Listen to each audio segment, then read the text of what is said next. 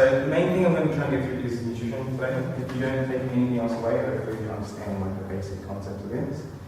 This is pretty much going to guarantee weight loss results. Okay, so does everyone know what a BMR is? Yep. Okay, so everyone, that means basic metabolic rate. That's the amount of calories you burn day to day doing just living. Also getting up in the morning, doing work, all sorts of stuff. Okay, so generally we would say it's around 2,000 calories. So if we draw it up, we'll make it easy as possible for you. If you've got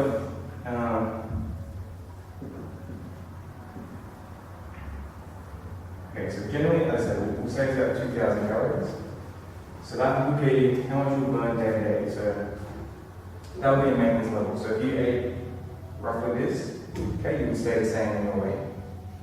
Okay, people are going to vary a lot. You see a lot of the online stuff or the Biggest Loser stuff. They're dropping like 5, 10 kilos a week. It's a bit crazy. But Biggest Loser aims around this one, 1,000 calories. So if you go too low in the calorie range, your metabolism takes a while to slow down with it. Okay, so let's say you drop from 2,000 down to 1,000. Okay, your calories are going to drop like that.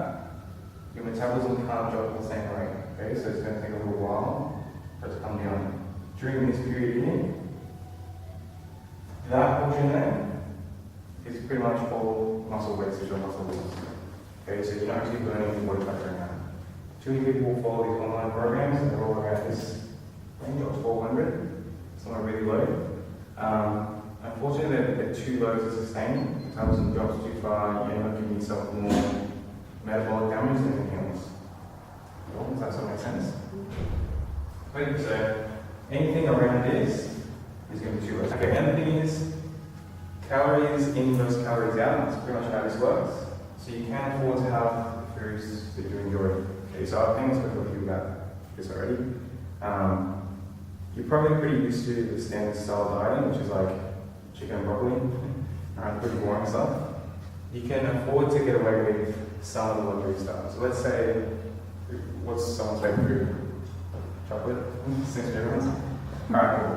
So you can add chocolate into your diet and still track weight. As long as this all matches up, then you can still get weight. Alright, so we do have percentages. Has anyone heard of macros before, macronutrients? No? Yep, someone? Okay. So pretty much macros are proteins, carbs, and fats. Okay, so when it comes to a weight loss diet, we want to try and aim for around 40% protein, 30% carbs, and 30% fats. For you guys now, I'll run through that sort of stuff later on. Trying to teach you guys as we go how to track all this sort of stuff. Has anyone calorie counted before? Couple? Okay, the easiest thing to do is there's an app on your phone. So everyone have an iPhone or Android? Yep. Okay, there's an app on your phone, it's called MyFitnessPal. You can use it online as well. Anyone doesn't know?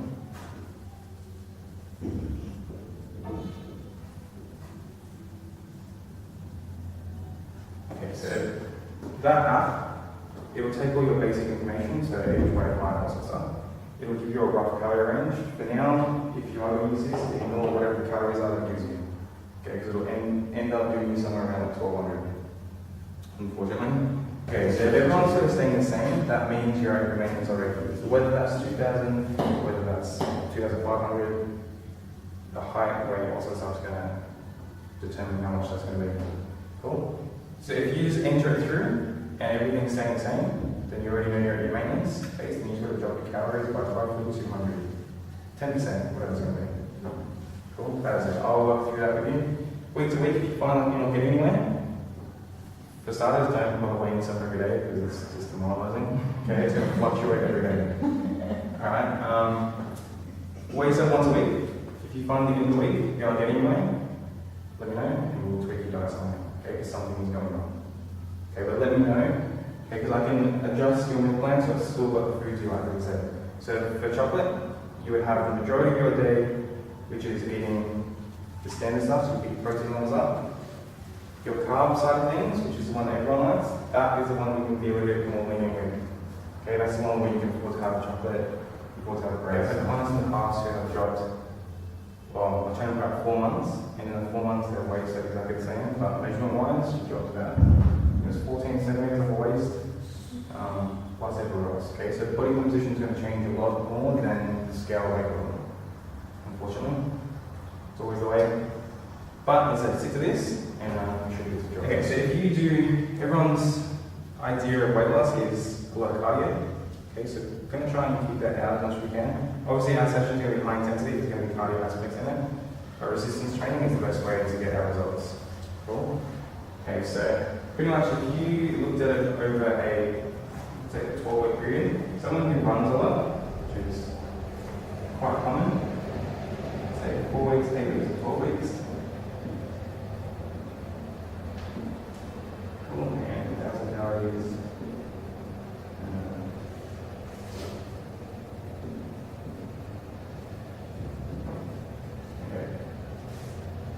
If you start out running half an hour a day, and you, let's say you may burn 500 calories, you're guaranteed. Okay, over the course of 12 weeks or so, it'll be less than that, but the amount of calories you're going to burn is going to drop. Okay, so it's going to end up around here. So if you keep on doing the same thing, keep on going for that run, same distance, even small changes, it's going to end up at this. Your body gets used to everything you run through. Okay, so everything you do, including resistance training as well. Okay, so your calories will start to drop over time. To change this up, that's when you kind of need your resistance training. The idea of this next 28 days we're going to run through is hopefully each session's going to be different. We're going to try and make sure your body can get used to whatever we're going through. Okay, so instead of dropping, it should stay up here for 4 weeks. Cool? If anything, rise a little bit. The other advantage is weight training or resistance training will burn calories after you finish. Okay, so normally if you're doing cardio, you might burn for, say, half an hour, you burn calories for half an hour, and then sort of drop off. I'm not too long. Alright, if you're doing weight training, it'll kind of be like that, all over the place, but once you finish, your calories will continue to rise. Okay, so that, it's been tracked up to about 38 hours worth. Okay, so even though you may burn, let's say half an hour, you burn 300 calories here, and here, in a half an hour, you only burn, say, 150. All up, this one, the weight training will end up a lot higher than the cardio. Okay, but when your muscles are getting work, it breaks down, it tears the muscle a little bit.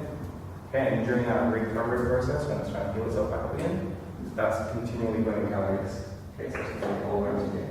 Okay, so in the long run, over almost 2 days, you could burn up to about 500. These are rough figures, obviously, but they'll end up fairly high.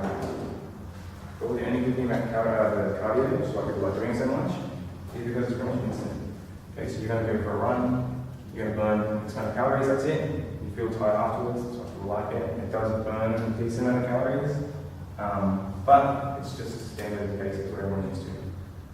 Cool, so the weight training side of it, it's going to be fun and beneficial.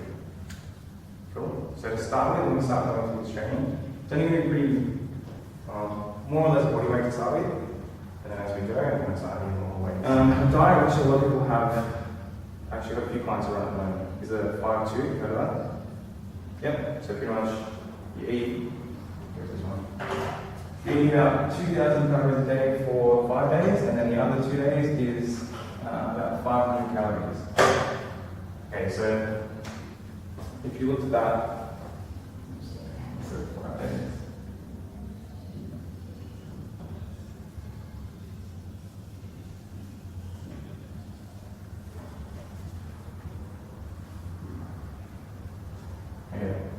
Pretty much, end of the week, that's going to equal about 11,000 calories.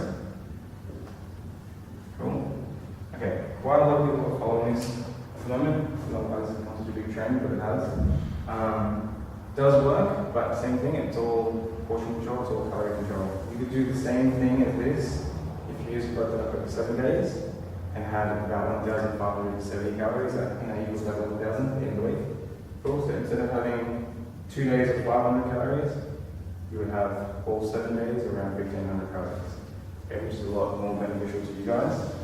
Dropping like that, 500 calories, as I said before, that will also increase your blood glucose levels, okay, so that means you're going to get more cravings, which generally means you fall off your diet a lot quicker, okay, everyone's going to go for high sugar foods. Cool, natural reaction, your body will do it regardless of what you want to on, okay. So if you can try and avoid stuff like that, end of the day, it doesn't matter how many diets you go through, it doesn't matter what type of diet you're on or want to follow, You could be allergic to certain foods, you don't want to try things like paleo, that's all fine. Every diet will come back to this. Doesn't matter which one it is, it's all portion control, it's all calorie control.